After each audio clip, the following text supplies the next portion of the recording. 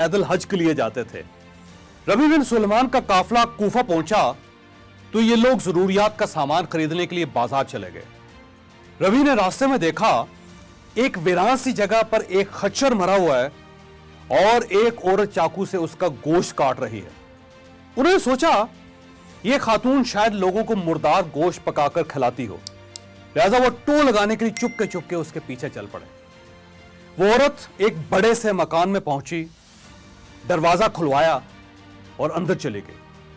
घर में 4 लड़कियां नजर आईं। उनके चेहरों पर बदहाली और मुसीबत के आसार थे।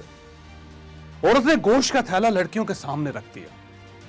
रबी बिन सुलेमान का कहना था, मैं दर्जों से झांक रहा था, मैंने देखा अंदर से घर बर्बाद और खाली है। औरत ने रोते हुए लड़कियों से कहा, इसको पका लो और अल्लाह का शुक्र अदा करो। वो लड़कियां गोश्त काट कर उसको आग पर भूनने लगी। मुझे बहुत तकलीफ हुई। मैंने बाहर से आवाज दी, है अल्लाह की बंदी, अल्लाह के वास्ते ये ना खाओ, ये हराम है। औरत कहने लगी, तुम कौन हो? मैंने कहा, मैं एक परदेसी हूं। उसने पूछा, तो तुम हमसे क्या चाहते हो? मैंने कहा, मजूसियों के एक फिरके के अलावा किसी मजहब में मुर्दार का गोश्त जायज नहीं होता, लिहाजा ये ना खाओ। वो कहने लगी, हम सैयद हैं। इन लड़कियों का बाप बड़ा शरीफ आदमी था, उसका इंतकाल हो गया। जो तरका उसने छोड़ा था वो खत्म हो गया। सैयद किसी के सामने हाथ नहीं फैला सकते। हमें मालूम है मुर्दार खाना जायज नहीं होता, लेकिन यह जिंदगी बचाने के लिए जायज हो जाता है और हमारा 4 दिन से फाका है। रबी कहते हैं, उनके हालात सुनकर मैं बेचैन हो गया। मैं काफले में वापस आया और अपने साथियों से कहा कि मैं हज के लिए नहीं जा रहा। सबने समझाया, लेकिन मैंने किसी की नहीं सुनी। मैंने अपना सामान उठाया। मेरे पास 600 दिरहम थे, मैंने वो भी लिए। मैं बाजार गया, मैंने 100 दिरहम का आटा और खाने पीने का सामान खरीदा और बाकी दिरहम आटे में छुपाकर उस खातून के घर पहुंच गया और अपना सारा सामान और आटा उसके हवाले कर दिया। उसने शुक्र अदा किया और कहने लगी, अल्लाह तेरे अगले पिछले गुनाह माफ कर दे, तुझे हज का सवाब अता फरमा दे, अपनी जन्नत में जगह दे और ऐसा बदला अता फरमाए कि जिसे देखकर सुनकर लोग तुम पर रश करें। रबी कहते हैं, हज का काफिला रवाना हो गया। मैं कूफा में रुक गया। मेरा ख्याल था कि जब हाजी वापस आएंगे तो मैं उनसे अपने लिए दुआ करवाऊंगा। हाजियों का पहला काफिला वापस आया तो मैं उनसे मिला और उनसे दुआ की दरख्वास्त की। उनमें से एक ने कहा, कैसी दुआ? क्या हाजी भी किसी दूसरे हाजी को दुआ देते हैं? मैंने हैरत से कहा, भाई मैं तो वो बदनसीब हूं जो अल्लाह के दरवाजे पर हाजिरी नहीं दे सका। मैं कहां का हाजी?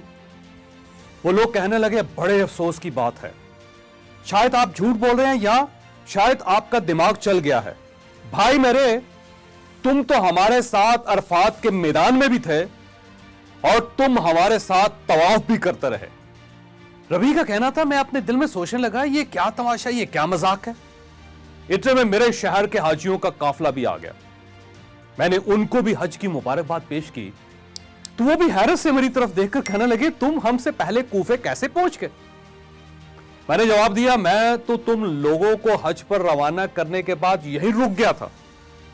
वो बोले, तुम हमारे साथ मजाक कर रहे हो, तुम हमारे साथ अरफात में भी थे और तुमने हमारे साथ रमी भी की थी। रबी कहने लगे, मेरी हैरत में इजाफा हो गया। इस दौरान उनमें से एक शख्स आगे बढ़ा और कहने लगा, भाई इनकार क्यों करते हो? तुम हमारे साथ मक्का में भी थे और मदीना में भी, बल्कि जब हम रोजा रसूल की ज़ियारत के बाद बाबे जिब्राइल से बाहर आ रहे थे तो उस वक्त तुमने ये थैली मेरे पास अमानतन रखवाई थी, ये लो अपनी थैली वापस ले लो। रबी बिन सुलेमान कहने लगे, मैंने उस थैली को इससे पहले कभी नहीं देखा था।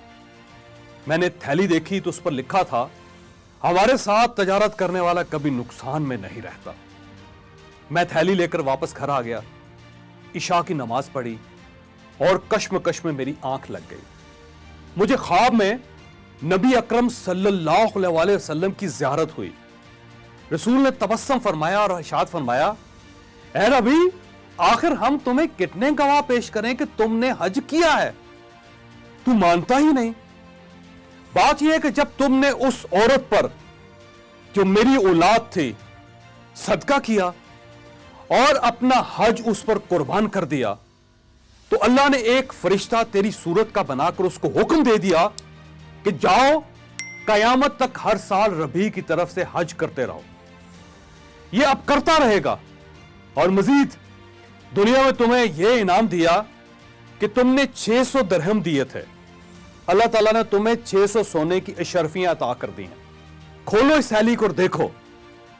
रबी बिन सुलेमान कहने लगे, मैं जब सोकर उठा तो मैंने थैली खोलकर देखी, उसमें वाकई 600 सोने की अशरफियां थी। हम अल्हम्दुलिल्लाह मुसलमान हैं। हमारा ईमान है कि अल्लाह ताला के लिए हर चीज मुमकिन है। ये वो कुछ कर सकता है जिसका हम तखय्युल भी नहीं कर सकते। हम ये भी मानते हैं कि इस्लाम में इबादत का दर्जा 10% और खिदमत का दर्जा 90% होता है। वो लोग जो इबादत को खिदमत पर कुर्बान कर देते हैं, अल्लाह उन्हें रबी बिन सुलेमान की तरह दूसरे मोमिनीन के मुकाबले में ज्यादा सिला देता है। आपको अगर यह फर्क समझ ना आए तो आप अब्दुस्तार ईदी साहब को देख लीजिए और इसके बाद पाकिस्तान के उलमा कराम को देख लीजिए। ईदी साहब ने सिर्फ खिदमत की थी और ये पूरी दुनिया में पाकिस्तान का हवाला बन गए, जबकि हमारे उलमा कराम इबादत करते हैं, इन्हें सिर्फ हम जानते हैं। अल्लाह ताला ने कोरोना की शक्ल में इस मुल्क के उन तमाम मखैयर हजरात को जो हर साल रमजान में उम्रा किया करते थे और हज पर जाते थे, उन्हें खिदमत का एक नादर मौका अनायत कर दिया है। इन्हें रबी बिन सुलेमान बनने की सादत बख्श दी है। लिहाजा मेरी आपसे दरख्वास्त है, आप अपनी उम्रे और हज की रकम अलग कर दें। अपने दाएं बाएं मौजूद असली जरूरतमंद तलाश करें। वो सफेद पोश लोग ढूंढें जो गैरत की वजह से किसी के सामने हाथ नहीं फैला सकते, और आप फिर इस साल के उम्रे और इस साल के हज के पैसे उन्हें दे दें। आप इस रकम के एक हिस्से से इन्हें राशन और कपड़े भी लेकर दे सकते हैं और दूसरा हिस्सा किसी महफूज जगह इन्वेस्टमेंट भी कर सकते हैं, और इस इन्वेस्टमेंट का मुनाफा इन लोगों या इन लोगों के खानदान के लिए वक्फ भी कर सकते हैं। यूं इनका मुस्तकिल बंदोबस्त हो जाएगा और इन्हें दोबारा किसी के सामने हाथ नहीं फैलाना पड़ेगा। आप जरूरतमंद खानदानों के जवान बच्चे या बच्चियों को कोई हुनर भी सिखा सकते हैं। आप इन्हें तालीम दीजिए और इनके लिए किसी नौकरी का बंदोबस्त कर दीजिए। आप इन्हें मुस्तकिल पांव पर खड़ा कर देंगे। मैं क्योंकि बिजनेस कोच हूं, मैं लोगों को बिजनेस की ट्रेनिंग देता हूं। मैं बिजनेसमैन को अपने बिजनेस को मजीद बेहतर बनाने और चलाने की मॉडर्न टेक्निक्स भी सिखाता हूं। लिहाजा मैं इस सिलसिले में आपकी यह मदद कर सकता हूं कि आप जो भी नौजवान चूज करेंगे, मैं उसे बिजनेस की फ्री ट्रेनिंग दे दूंगा। आप इस सिलसिले में मुझसे इस नंबर पर राब्ता कर सकते हैं। यूं हम मिलकर सैकड़ों खानदानों को अपने कदमों पर खड़ा कर सकेंगे। आप यकीन कीजिए, आपने अगर इस साल अपने उम्रे और हज की रकम किसी असली जरूरतमंद पर लगा दी तो अल्लाह ताला आपके कागज के नोटों को सोने की प्लेटों में तब्दील कर देगा। दुनिया भी आपको यह कहेगी कि हमने सुना और हमने देखा, अल्लाह ने इस साल सिर्फ एक शख्स का हज और उम्रा कबूल किया, और वह शख्स कौन है? वो शख्स आप हैं। आप यकीन कर लीजिए, क्योंकि एक शख्स ने आज से 1000 साल पहले कूफा में अपना एक हज एक खानदान पर कुर्बान किया था। अल्लाह ने आज तक उस शख्स का नाम नहीं मिटने दिया। हम आज उस दौर के बादशाहों का नाम नहीं जानते, लेकिन हम आज 2020 में भी रबी बिन सुलेमान का नाम ले रहे हैं। क्या हमें इसके बाद भी किसी दलील, किसी गवाही की जरूरत है? आपको अगर ये वीडियो पसंद आई है तो आप ये किसी न किसी के साथ जरूर शेयर कीजिएगा। ये सदका जारिया है, ये किसी न किसी का माइंड जरूर चेंज करेगी।